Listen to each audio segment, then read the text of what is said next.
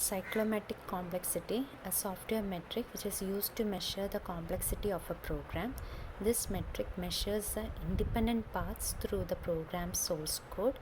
An independent path is defined as a path that has at least one edge which has not been traversed before in any other paths. Cyclomatic complexity can be calculated with respect to functions, modules, or class within a program. The cyclomatic complexity, it mainly relies on the flow graph. So some flow graph representations or notations for some structures like if then else, sequence, do until, while, case and for are given below. For if then else statement, this flow graph notation you have to draw. For sequence statements, it will be like this: do until, while, case statements and for loop. Now we can try to draw some flow graph for some examples so that the cyclomatic complexity can be computed. So consider the first example: if A or B, then procedure X, else procedure Y, end if. So meaning of this program is like, if A or B, then it will be executing the procedure X. If A as well as not B, if not A as well as not B means it will be executing the procedure Y. So you have to draw a flow graph notation for the if then else statement. The notation for if then else statement is this. So you have to draw in this format. So first we have to consider if A. First you have to consider if A.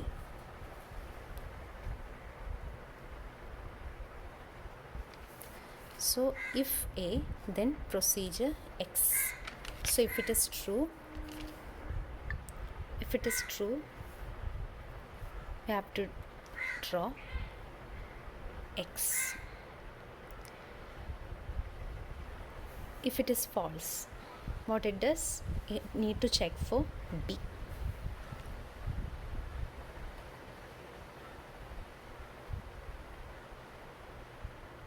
B. Again, if it is B, again it will be executing X. If it is not B, then means that if it is not A, not B, then it has to execute procedure Y. Okay, now the format of if then else is like this. This is the flow graph notation for if then else statement. So this graph also will be, you have to draw this one. So from here you will be drawing this to the this node also, it is not having this part. So join this. So the flow graph notation for this program will be this one. So hope you are able to understand how to draw the flow graph notation for the given code statement. In this case, if then else statement. Now from this flow graph, how you will be able to calculate the cyclomatic complexity. So it can be computed in different ways. Like one method is compute the number of edges, number of nodes and the connected components. So in order to compute the cyclomatic complexity, that is V of G will be equal to number of edges minus number of nodes plus 2 into P, where P is the number of connected components of the graph. Usually it will be equal to 1. Okay, so from the graph, how many number of edges are there? 1, 2, 3, 4, 5, 6, 7. So 7 minus number of nodes 1, 2, 3, 4, 5, 6. 6 plus 2 into 1, that is 2, which is equal to 7 minus 6 is 1 plus 2, which is equal to 3. So 3 is the cyclomatic complexity value.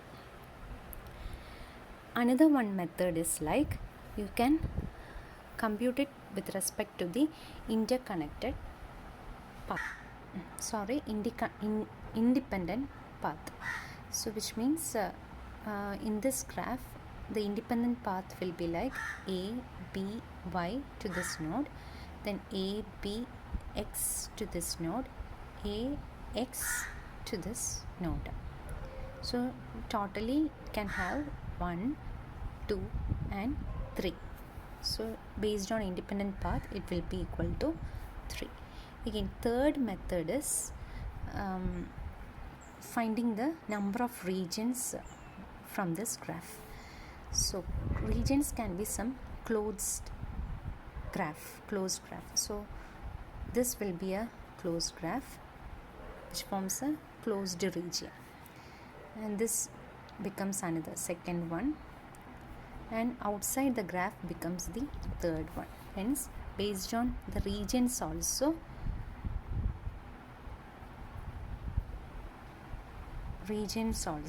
the value you got is 3.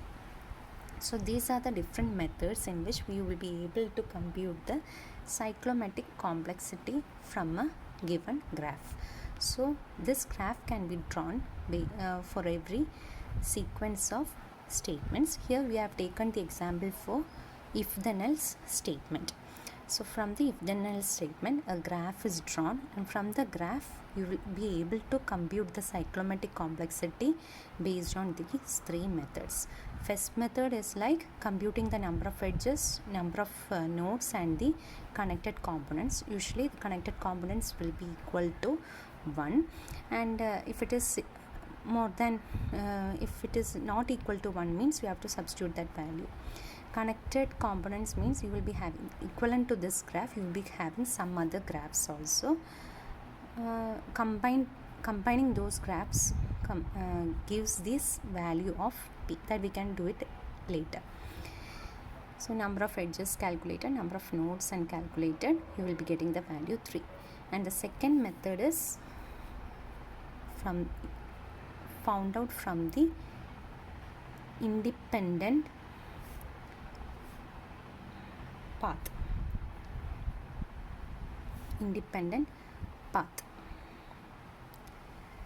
Which means one path will be a, b, y the node, second one a, b, x this node, a, x this one, third one.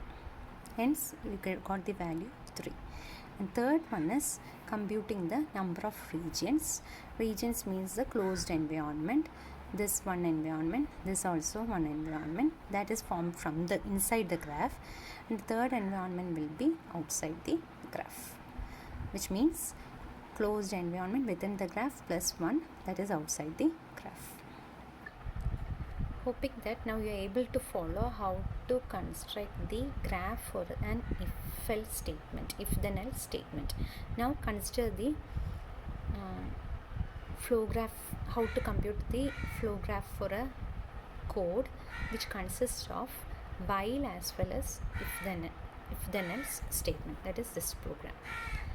So a compute GCD, inside that a while loop is there, inside while loop if then else statement is also there.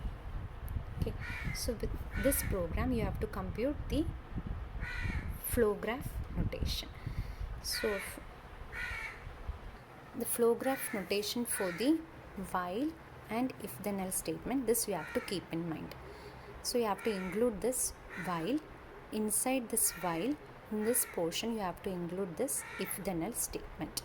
So you have to merge these two structures into a single structure which represents the flow graph notation for the example code. Okay, now let's try to draw the graph for this code, flow graph for this code. So as you all know, to draw the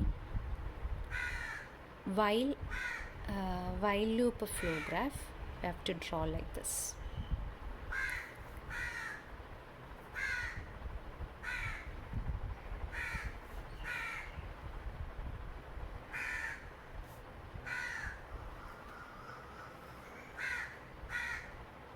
This is for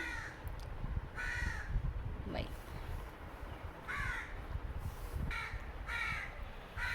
Now for if means we have to draw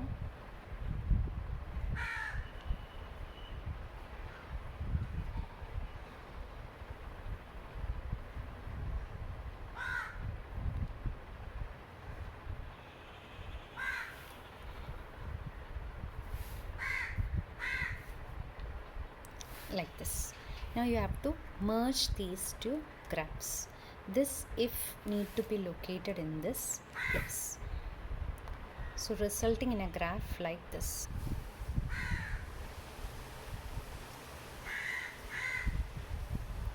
While this is for the if,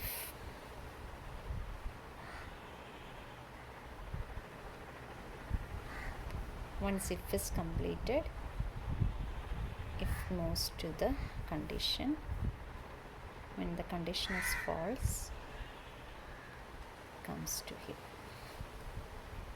This is the flow graph for the example shown here. So numbering the nodes, you can give like 1, 2, 3, 4, 5, 6. Now in order to compute the cyclomatic complexity V of G, using the first method, what you will be getting, the number of edges will be equal to 1, 2, 3, 4, 5, 6, 7.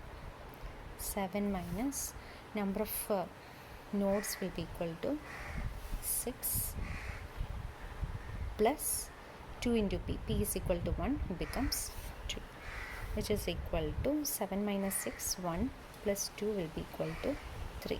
Using the second method, number of path, independent path becomes 1 to 6, that is becomes 1. This one becomes 2. 1, 2, 3, 5, second path. 1, 2, 4, 5 becomes the third path.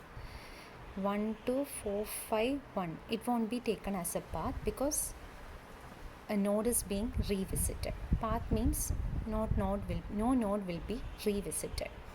So based on the independent path, the value you will be getting is 3, which is equal to the cyclomatic complexity that we have computed. Another one method is to compute the number of regions based on the number of regions. So from inside the graph, number of regions will be this one, R1, R2, then outside the graph R3. So number of region, based on the number of regions also you are getting the value as 3. So the cyclomatic complexity computed for the code example, that is this one, having the while and if else statement, will be getting the value like this, which can be verified using the number of independent paths and the number of regions. Hope you are able to understand. Now consider another example which has given a graph like this. From this graph you have to compute the cyclomatic complexity. So V of G will be equal to E minus N plus 2P. So E will be equal to the number of edges. So number of edges is equal to 1, 2, 3, 4, 5, 6, 7, 8, 9. So 9 minus number of nodes, 1, 2, 3, 4, 5, 6.